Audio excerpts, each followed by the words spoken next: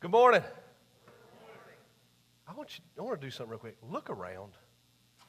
Look around you. Those are some pretty people, aren't they?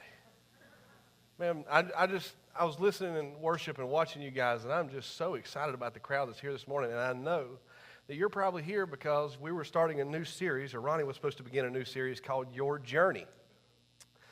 But unfortunately, he caught one of the many bugs going around. Probably the same one I had last week when I was supposed to preach.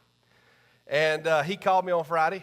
Actually, he called me on Wednesday. He said, "Man, I'm not feeling good, but just wanted you to know I'm not feeling good, but I think I'm going to be okay." This was after work on Wednesday.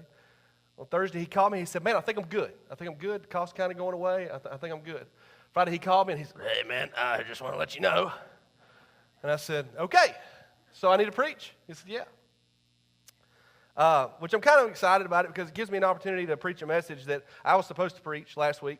But I didn't really work on it a lot because I was sick. So I had a couple of days to work on it, so I was excited about that. And I am excited to share it with you guys. How many of you are excited about the new year? Raise your hand. We're going to need some interaction today, okay? So you're excited. I love the new year. I love when it comes around, that number changes, the fourth number changes. It creates some excitement. I love the feeling of a fresh start. It puts a little pep in my step, a little giddy up in my go, and I like it. It's a great time to renew your goals, refresh your spirit, recommit to some priorities, reorganize your life, refry some beans. I just like Mexican food. Okay. Anyway, it is a time. I always find myself at the beginning of the year making lists. Do you make lists? Are you list makers? I find myself, and that's what I find myself sitting down with pen and paper and going, okay, this was 2017, baby, but this is 2018. It's going to be new. We're going to get to work. Because apparently my life fell apart in the previous year. But that's always the way you feel. And so this morning we were talking. I was actually talking to the guys, and I hadn't really had a chance to bounce anything off of anybody. So I was talking to the band this morning, and Travis Chapman, the drummer, swears to me that there's no way you guys are going to participate in this. So this is all about proving him wrong, okay? But I want to hear some New Year's resolutions from you guys this morning. If you're willing to do that, speak up. There's nobody here really. Just imagine it's me and you. New Year's resolution, go ahead. Oh, okay. Don't get ahead of me. Don't get ahead of me, man. Come on. What? It don't have to be yours. What's resolutions people make? Give me one. Diet. Lose weight. You doggone right. Every one of y'all said that. Every single one of y'all. Maybe there's a real skinny person here, but nobody likes you anyway. Listen. Every one of y'all have made a resolution about, this is the year. Trimming it down. And look, I know what I am, okay? I could stand to lose an Australian Shepherd or two, and it's okay.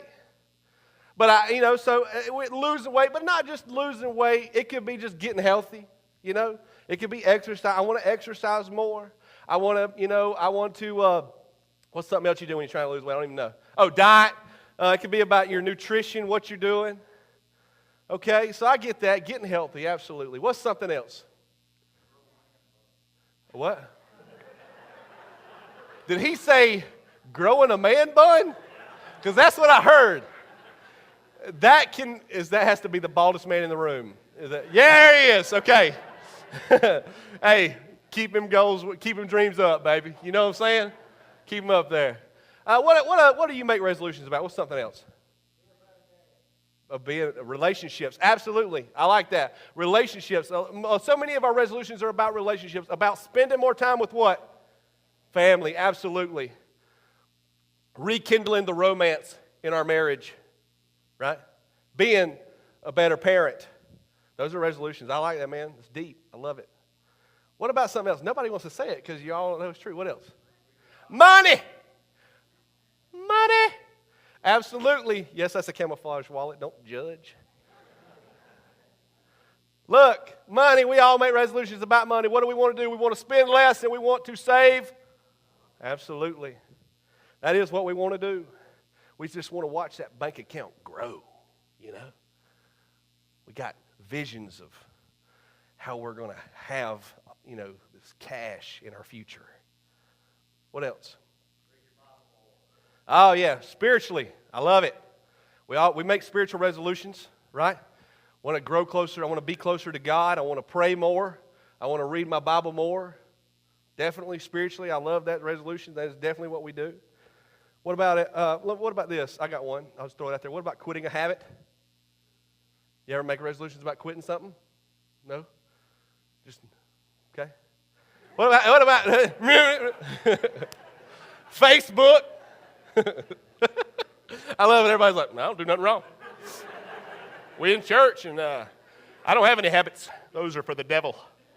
Yeah, maybe you want to quit something. Maybe it's simple stuff. I mean, it could be we'll keep it low key here for church. Maybe it's your Facebook addiction. Yes, you have it.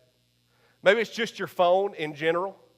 Maybe you just want to. I feel like this is starting to take control of my life, and I want to use it less. Especially, how you know when that's happening? When the battery dies before 10 a.m., guys. You've got a problem, okay? And you can say, my phone's getting old. Oh, you want to, okay? It's not the truth. You're on it too much. So, yeah, quitting habits, that's something we do. Does anybody here, does anyone make a resolution about work? Yeah, don't get fired. That's all they get from me. I'm going to do just enough to not get fired. What some of us do, some of us make resolutions about work, about, maybe we want to be better leaders, or we want to, get that promotion, we want to work hard. Maybe, I don't know, maybe we don't. A lot of this stuff is on our list, guys. And unfortunately, as Charlie was so nice to say, what normally happens? Anybody want to tell me? They go unmet. I know I'm not being super encouraging right now. But most of the time, we make these grand resolutions, and in our mind, we have these visions of these incredible things that are going to happen. We're going to lose weight, and you know what you envision. I envision the same thing. I envision, when I say I'm going to lose weight, I don't imagine Tim minus 10 pounds. I imagine Chris Hemsworth. That's Thor, in case you don't know. That's what I see in my future. When okay, maybe that's not going to happen. I imagine when I talk about money and I want to spend less and I want to save more, I imagine at the end of this year I'm going to have enough money to finally buy that piece of property in the Midwest that I have wanted so desperately. That's probably not going to happen. We do it, don't we? We have these visions of all of these things we want. You envision incredible things. Maybe if it is about rekindling the romance. Wives, you envision that your husband all of a sudden become a new man. He becomes Brad Pitt, and he comes to pick you up and take you to Paris, and he's got roses and jewelry.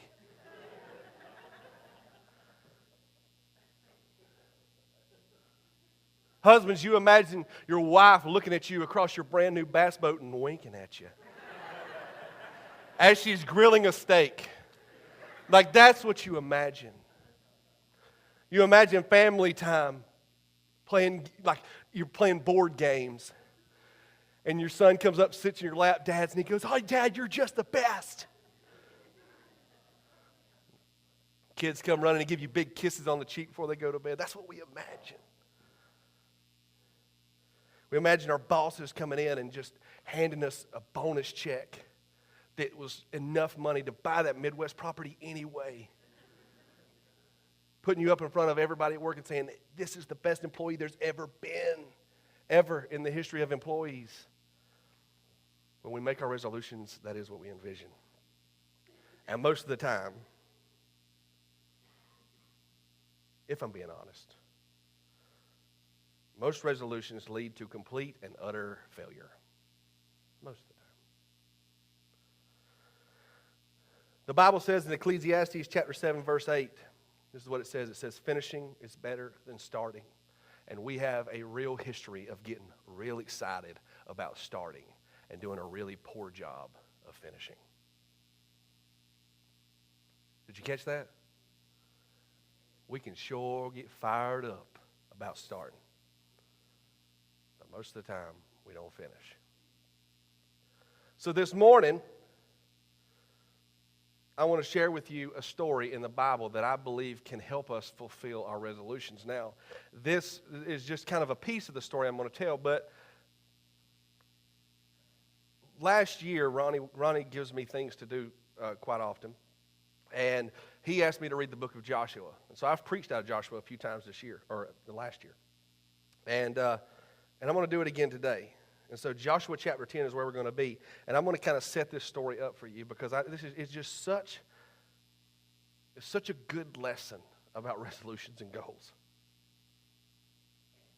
In Joshua chapter 10, we join the Israelites as they are being led into the promised land by Joshua. Okay?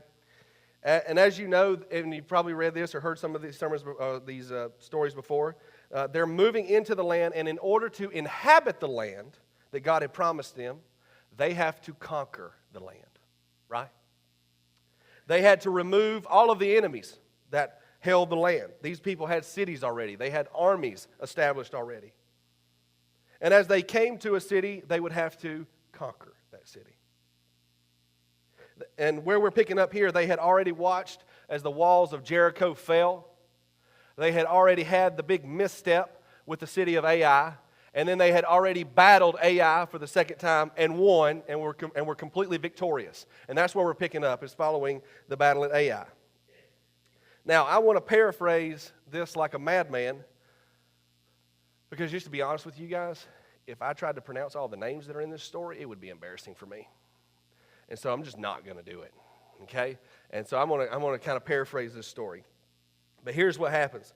The Israelites had reached a treaty with one of the cities in the Promised Land called Gibeon. And there's a long story about how that happened. This really doesn't matter for what we're talking about. But an Amorite king, and we're going to call him Donnie, okay? It's just the name I chose. Had heard about this alliance between Gibeon and the Israelites. And he had also heard about how Joshua and the Israelites had squashed Ai, and Ai was known for having very gritty, great warriors. And so after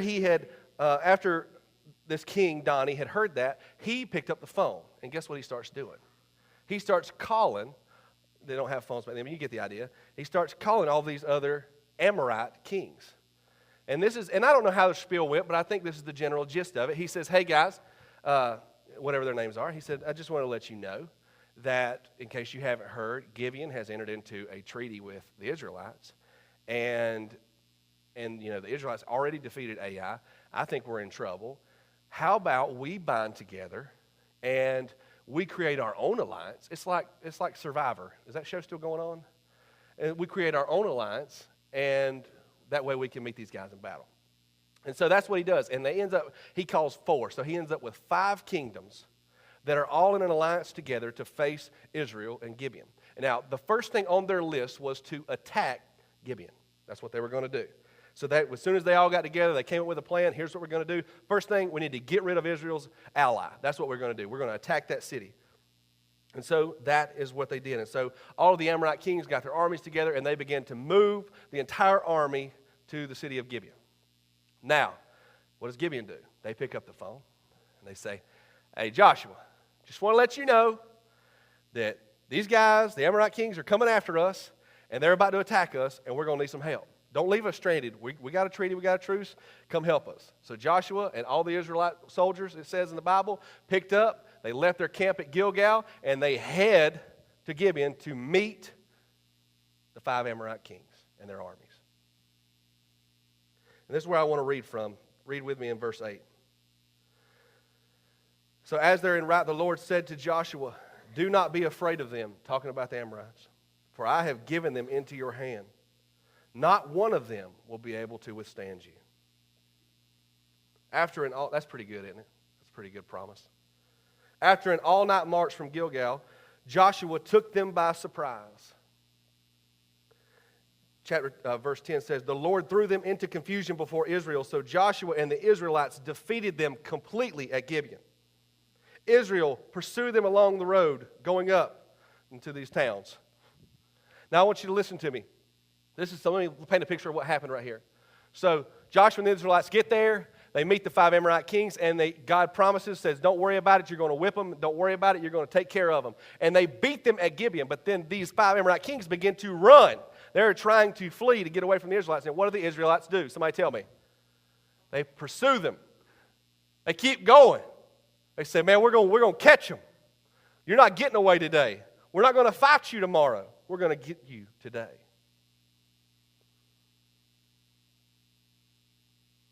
Read with me in verse 12. On the day the Lord gave the Amorites over to Israel, Joshua said to the Lord in the presence of Israel, so this is as they're chasing them, sun, stand still over Gibeon, and you, moon, over the valley of Ajalon. So the sun stood still, and the moon stopped, till the nation, meaning Israel, avenged itself on its enemies, as is written in the book of Jashar. Now look what happened. Look what God did with what Joshua said. The sun stopped in the middle of the sky and delayed going down about a full day. There has never been a day, I love this, man. I just love it. There has never been a day like it before or since. A day when the Lord listened to a human being. Surely the Lord was fighting for Israel that day.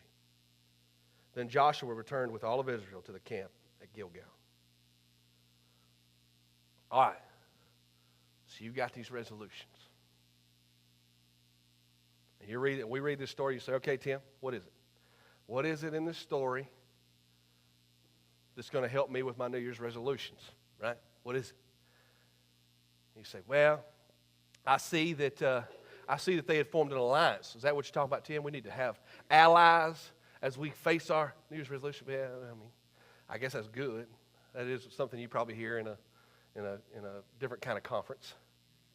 You say, well, I see that Joshua took all of his fighting men up to meet these guys, and he was obviously prepared for this battle.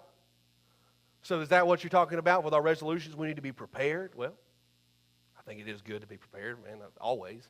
I like being prepared. You say, well, Tim, I see that he prayed. Is that what you're going to tell us today? You're going to say, Tim, you're going to say, guys, here's what I need you to do. You need to pray about your resolutions. That's what you need to be doing. Well, you know I believe that prayer is always a good thing. But it's not that he prayed. It's what he prayed. Because I believe when we look at what Joshua prayed, we get a sense of Joshua's mentality. I believe we see Joshua's mindset. We see how he viewed this battle, how he viewed what they were doing. And that's what I want to talk to you about this morning. Look at his prayer. Sun, stand still over Gibeon, and you, moon, over the valley of Ajalon. And God answered him. See, what I noticed about Joshua, and what I noticed when I read the book,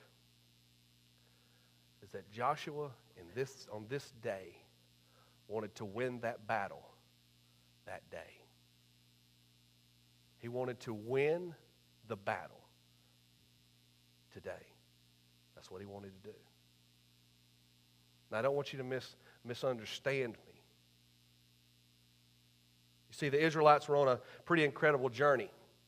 And they had this goal. And this goal was to what? Live in the promised land. That is the goal, okay? That is the end game. That's where they want to be. But in order to get there, they were going to have a lot of battles. They were going to fight a lot of battles. They were going to have to face multiple enemies. They were going to have to face the elements of just the traveling with the group of people that they had. They were going to have to overcome their own mistakes and their own bad judgment. And we see that very early on. But as Joshua led his people,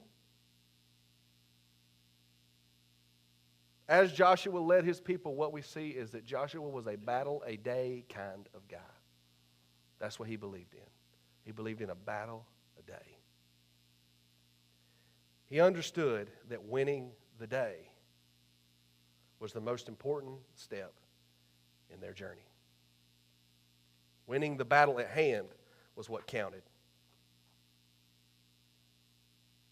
And the same is true for us. If we want to fulfill our resolutions, if we even want to get close to meeting our goals, getting to where we want to be, we have to win today's battle. See, we have such a tendency, man. We have such a tendency to have these big, elaborate goals, resolutions, whatever it is you want to call it, dreams maybe for some of us. And the truth is that most of the time we get so transfixed on them that we're not focused on the battle at hand. See, if you think about the Israelites' journey, they went from Jericho to Ai to now fighting the Amorite kings. They had one step to take at a time. In order to get there, we have to win here. So why don't we look at what's here? Why don't we look at what's in front of us today? So you ask me, you say, Tim, what do you mean? What are you talking about? This is what I want to try to explain. This was really important for me to see, because what I realized is that when you look at it as a day, it changes everything. It changes what you have to do. Say you want to lose weight. I want to lose that Australian Shepherd, okay? He needs to come off. In order to, when I just say that, and I know we say that kind of stuff to one another all the time, when I just say that, and I might have a plan, and it might be this big plan of all of these things we've got to do, but you know what today's battle could be for me? Today's battle could just be that I don't eat anything after 8 o'clock. What about if I win that battle? What about if it's just, I'm going to drink water? I'm going to keep it simple. That's going to be my daily battle. My daily battle is I'm going to drink water. And I will fight that battle until I win it. And all I drink is water. See, it changes the way you look at everything. Money. If it's about your finances, why don't you do this? Why don't you just cancel your Amazon account?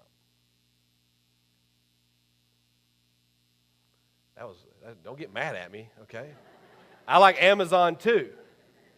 But I'm telling you, what if that's it? What if you look at your life and you go, man, you know what? I got a real tendency to do. I get on eBay all the time. What if that is your battle? What if that's the battle that you're going to win today? Today, I don't get on eBay.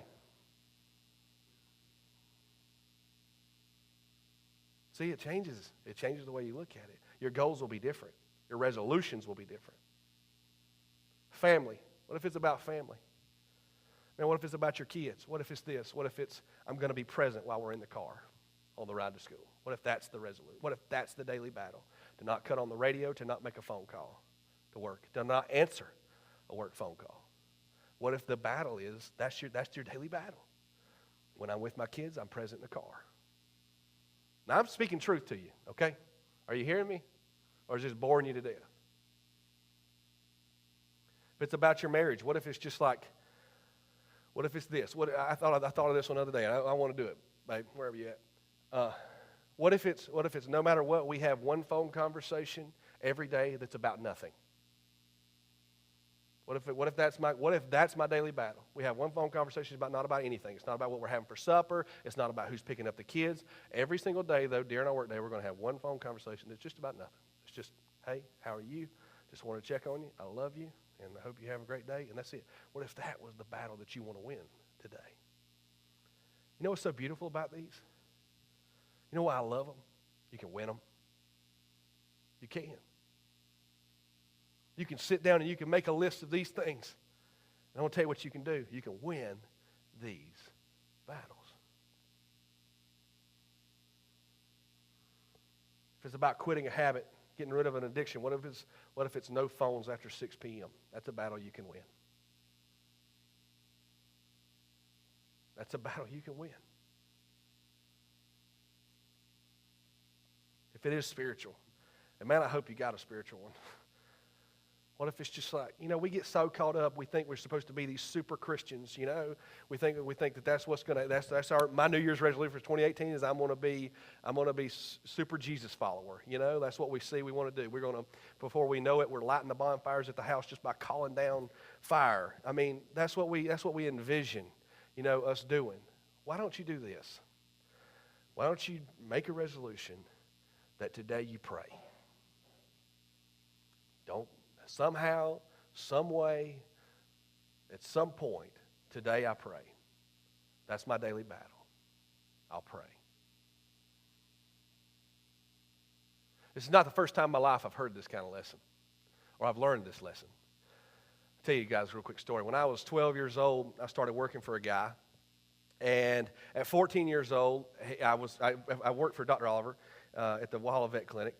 And I was working for him, and he wanted me to, I always clean kennels. And about 14, he decided that he was going to move me out to the farm. And so he would pick me up, or he would meet my mom or whatever. I'd get in the truck, and he would drop me off, and we'd do different things. Well, very early on, as working on the farm, and I was super excited about this, Dr. Oliver picked me up one day, and he took me to Ace Hardware. And he said, all right, boy, he said, I want you to pick the weapon of your choice that is like a bush axe, one of these. You know what a bush axe is? Anybody know what a bush axe is? It's about this tall. It's got a curved blade on it. And he said, I want you to pick one that you like. And so I walked, and they had some, different handles and different feels and different lengths, and I picked me one. He said, all right. Now I'm like, I've got my own tool now. This is exciting, I am working on the farm. And so Dr. Oliver takes me, and he takes me to a rental property that he had. Now, we're looking at it, and I'm like, okay, I'm going to have to cut something down, obviously. We walk around back, and there's an 1.5 acre lot, fenced-in lot, that has completely grown up in privet. And I'm talking about, what privet hedge is? I mean, some of it was like this. And it was, anywhere from 10 to 20 feet tall. And he said, Tim, you're going to clear this summer. And I said, with what? And he said, with that bush axe. And I said, I mean, you think I can? He said, yeah, you just get in there and start swinging it, son. And so I said, okay. And so that's what we would do, is every day he'd pick me up, or he'd meet me with my mom or whatever. He'd pick me up, and he would drop me off there. And I would go out there with that bush axe, and I would swing that bush axe. And I would swing it. I mean, I could swing both hands. I cut stuff down. And then what I would do is I would take it, and I learned some very valuable lessons, by the way, doing this, that you always put the biggest one on the bottom, on the back of the truck, because then you can just grab that one and snatch the whole pile out of the back of the truck with one go. You know what I mean? But that's what I did. And I'd take it out in the field and put it in a burn pile. Cut it down, take it out in the field, put it in a burn pile. And that's what I did for weeks. My hands were bleeding. They were bleeding like crazy. I was working hard every day. I felt like, I started getting a little pumped up. I felt good. It was my first time ever really doing work like that. And I'll never forget it. One day I just looked up. Man, I was about done. I about had it licked. So that whole week, I was excited. I got finished up one day just after lunch, spent a little time picking up. And the only thing I was concerned with the rest of the day was looking cool when Dr. Oliver got there. So Dr. Oliver, he pulled up. I got him leaned up on a fence post. I got that bush axe that's now worn, Leaned up. I probably was in a tank top. That's what I wore all the time back then. I'm sitting like this right here, and I'm like, that's right. Dr. Oliver, he said, well, let me walk around there and look. So we walk around there and look. He's looking. He goes, man, Tim, it looks good. And if you don't know Dr. Oliver, I do a little quick impression of him that Will like this. And he's everywhere he goes, he walks like this. He walks real fast. And, it's just what he does when he's moving. He's just moving. He's moving real fast. And he'll appreciate that, I'm sure, if he hears this. And so he's walking around looking. And he said, Tim, I just want to tell you. He said, you did a great job, son. That's a good job. I really like what you did. He said, but can I ask you a question? And I said, yes, sir. Sure, you can. Now he's asking me questions. And he said, why'd you cut them all off at the knee? I said, well, I don't know. That's just where my swinging height was, He said, well, we're going to have to cut all them off at the ground, son. So that's what I did for the rest of the summer. Was cut all these off at the rest of the ground. But I'll tell you this, and that's a funny story, but the truth of the matter is this. That was the first time in my life I ever had something, I think, put in front of me that was so big that I didn't think there was any possible way that I would ever finish it. Not with the tool I had, not with who I was. And I'm telling you, Dr. Oliver's advice was good. It was get in there and swing it, son, and get it done every day. And before you know it, you'll be done. And I'm telling you, if you will change your perspective about your goals, about your resolutions, what you will find is this. You string together some wins, and before you know it, you are a lot closer to your resolution than you would have been before. At the end of it, I might not, 2018, Tim might not lose an Australian Shepherd. I might lose like a Chihuahua. But that's still better than where I would have been. I'm telling you guys, man, take another look. Take a second look. We're only in the first week of the year. This is not backtracking. Take another look. Look at your life smaller. Look at your life by the day. And this is a biblical principle, man. Matthew chapter 6, don't worry about tomorrow, for it'll take care of itself. Give us this day our daily bread. The Bible is full of references to focusing on the day at hand. You win those battles, and I'm telling you, you'll get there. Can I pray for you? Here we go. Father, thank you so much for this morning. Thank you for everybody that's here. And I'm just so excited about the crowd that's here. God, I pray that you bring them back next week.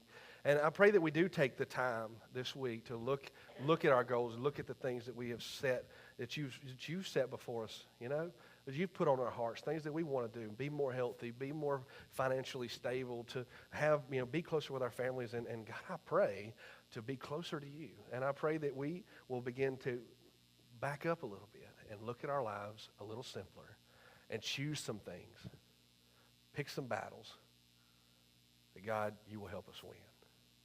And I just would love to see that. I would love to see us becoming the people you want us to be and growing closer to you every day and, man, enjoying the year that we have in front of us.